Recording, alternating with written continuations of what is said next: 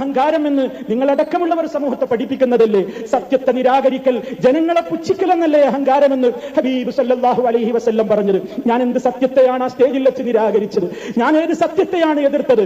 ഞാൻ ആരെയാണ് അവിടെ പുച്ഛിച്ചത്? ഏത് സത്യത്തെയാണ് നിരാകരിച്ചത് എന്ന് ഹുസൈൻ സലഫി സ്വന്തം മനസ്സിനോട് ചോദിക്കുക. അദ്ദേഹം അബ്ദുൽ ജബ്ബാർ മൗലവിയുടെ ലേഖനം ഇസ്ലാഹിൽ വന്നത് മുതൽ അതിനെ എതിർത്ത ആ പരമമായ സത്യം, ഇസ്ലാഹിൽ എഴുതിയത് അബദ്ധമാണ് എന്ന സത്യം, അതെന്തുകൊണ്ട് അവിടെ തുറന്നു പറഞ്ഞില്ല? ഇങ്ങനെ ഒരു ചർച്ച ഇവിടെയുണ്ട്. അദ്ദേഹത്തിന് അറിയാമല്ലോ ഇബാദല്ലയാണോ അവിടുത്തെ ചർച്ച?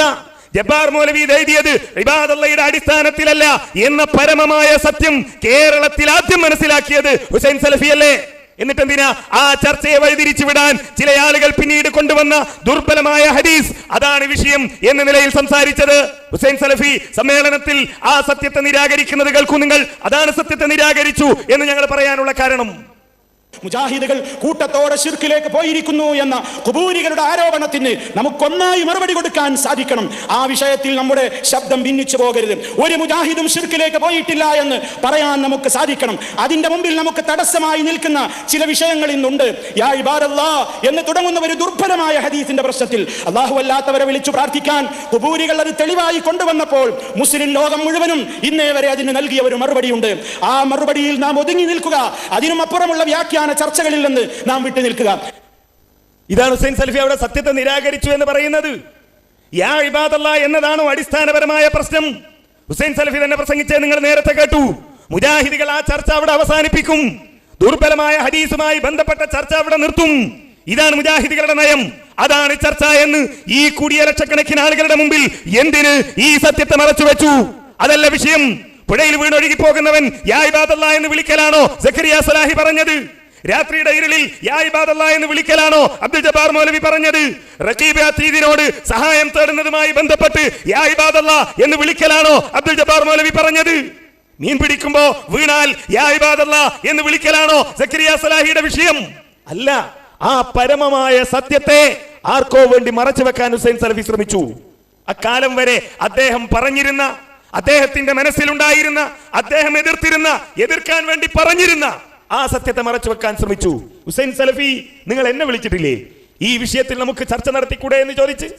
സൗദി അറേബ്യയിലേക്ക് പോകുന്നതിന് മുമ്പ്, കുവൈത്തിലേക്ക് പോകുന്നതിന് മുമ്പ് നമുക്കൊന്ന് ചർച്ച ചെയ്തുകൂടെ എന്ന് നിങ്ങൾ എന്നോട് ചോദിച്ചു. ഞാൻ എന്താ മറുപടി പറഞ്ഞത്? ഹുസൈൻ സലഫി, ഇതിലെന്തിനാ ചർച്ച? എന്നെക്കാൾ ഇൽമുള്ള ആളാങ്ങള്, എനിക്ക് സത്യം മനസ്സിലാക്കാൻ ഒരു ചർച്ച നടത്തിക്കൂടെ എന്നാ ചോദിച്ചത്. എന്നെക്കാൾ അറിവുള്ള ആളല്ലേ നിങ്ങൾ? നിങ്ങൾക്കൊന്ന് പരിശോധിച്ചാൽ പോരെ ഈ തെളിവുകൾ?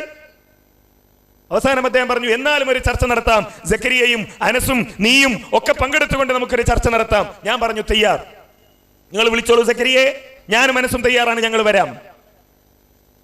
പിന്നെ ഹുസൈൻ സലഫി എന്നെ വിളിച്ചിട്ടില്ല ആ ചർച്ചയ്ക്ക് വേണ്ടി. കുറെ ദിവസം കഴിഞ്ഞു. നാദാപുരത്തുള്ള ഒരു പ്രവർത്തകൻ, അബ്ദുൽ അസീസ് എന്ന പേരുള്ള ഒരു പ്രവർത്തകൻ, സക്കരിയ സലാഹി പറയുന്നത് ശരിയാണെന്ന് വിശ്വസിച്ച, അദ്ദേഹത്തെ ഏറെ സ്നേഹിക്കുന്ന ഒരു പ്രവർത്തകൻ ഈ വിഷയം ഇങ്ങനെ കേട്ടു. ചില സംശയങ്ങൾ ഉണ്ടായി. സക്കരിയ സലാഹിയുടെ അടുത്ത് പോയി സംസാരിച്ചു പല പ്രാവശ്യം. ഒരു ദിവസം എന്നോട് വന്നിട്ട് പറഞ്ഞു, നിങ്ങൾ വിചാരിക്കണ മാതിരിയൊന്നല്ല, ഇതിനേക്കാൾ അബദ്ധമായ വാദങ്ങൾ സക്കരിയ സലാഹിക്കുണ്ട്. കഴിഞ്ഞ റമളാനിൽ അദ്ദേഹം സക്കരിയയുടെ അരികിൽ ചെന്ന് ചോദിച്ചു, ഈ റമളാനിൽ പിശാച് നമ്മളെ പിഴപ്പിക്കുമല്ലോ, ഞാൻ ഈ പിശാചിനോട് പറയാണ്, പിശാചെ ഈ റമളാനിലെങ്കിലും എന്നെ ഒന്ന് ഉപദ്രവിക്കാതിരിക്കൂ എന്ന് ഈ പിശാചിനെ വിളിച്ച് ഞാൻ തേടിയാൽ അത് ശിർക്കാകുമോ? സക്കരിയ സലാഹി പറഞ്ഞ ശിർക്കാവൂല എന്നാണ്. ഈ റമളാനിൽ എന്നെ ഉപദ്രവിക്കരുതേ എന്ന് ഞാൻ പിശാചിനോട് തേടിയാൽ അത് ശിർക്കാവില്ല എന്ന് പറഞ്ഞു സക്കരിയ സലാഹി. ഈ പ്രവർത്തകൻ എന്നോട് വന്നിട്ട് പറഞ്ഞു, ഞാൻ സക്കരിയ സലാഹിയോട് ചോദിച്ചു, നിങ്ങളൊരു ചർച്ചയ്ക്ക് തയ്യാറാണോ? ചർച്ചയ്ക്ക് തയ്യാറാണ് എന്ന് പറഞ്ഞപ്പോ സക്കരിയ സലാഹി അതെ തയ്യാറാണ് എന്ന് ആദ്യം പറഞ്ഞു. ഞാൻ ഇറങ്ങിപ്പോരുമ്പോ എന്നോട് പറഞ്ഞത്, അത് അസീസ നമ്മൾ തമ്മിൽ ഇപ്പൊ ചർച്ച വേണ്ട, കാരണം ഹുസൈൻ സലഫി എന്നോട് ചർച്ചയ്ക്ക് തയ്യാറാണോ എന്ന് ചോദിച്ചപ്പോ ഞാൻ അതിനില്ല എന്ന് അദ്ദേഹത്തോട് പറഞ്ഞു പോയിട്ടുണ്ട്. ഇനി നമ്മൾ ചർച്ച നടത്തിയാൽ മൂപ്പർക്കൊരു മോശമല്ലേ എന്ന്. പക്ഷെ ഹുസൈൻ സലഫി ഇന്നേവർ എന്നോട് പറഞ്ഞിട്ടുണ്ടോ അത് ഇങ്ങനെയാണ് സക്കരിയ സലാഹി ഇല്ല എന്ന് പറഞ്ഞിട്ടില്ല. ചർച്ചയ്ക്ക് തയ്യാറാണെന്ന് പറഞ്ഞവരോടൊക്കെ നമ്മൾ പറഞ്ഞിട്ടുണ്ട്, ഇവിടെ ചർച്ച ചെയ്യാമെന്ന് പറഞ്ഞിട്ടുണ്ട്. ഇവിടെ ഇല്ലാത്ത എന്ത് തെളിവാ സൗദി അറേബ്യ കിട്ടാനുള്ളത്? ആ തെളിവല്ലേ വേണ്ടത്?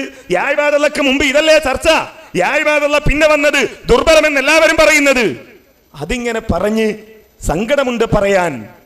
ഹുസൈൻ സലഫി പോലും ഈ സത്യത്തെ നിരാകരിച്ചു എന്ന് മാത്രമല്ല, അത് വിഷമത്തോടു കൂടി പറയട്ടെ, അദ്ദേഹം എന്താണ് താൻ പറയുന്നത് എന്ന് മനസ്സിലാകാത്ത ഒരു തലത്തിലേക്കെത്തി.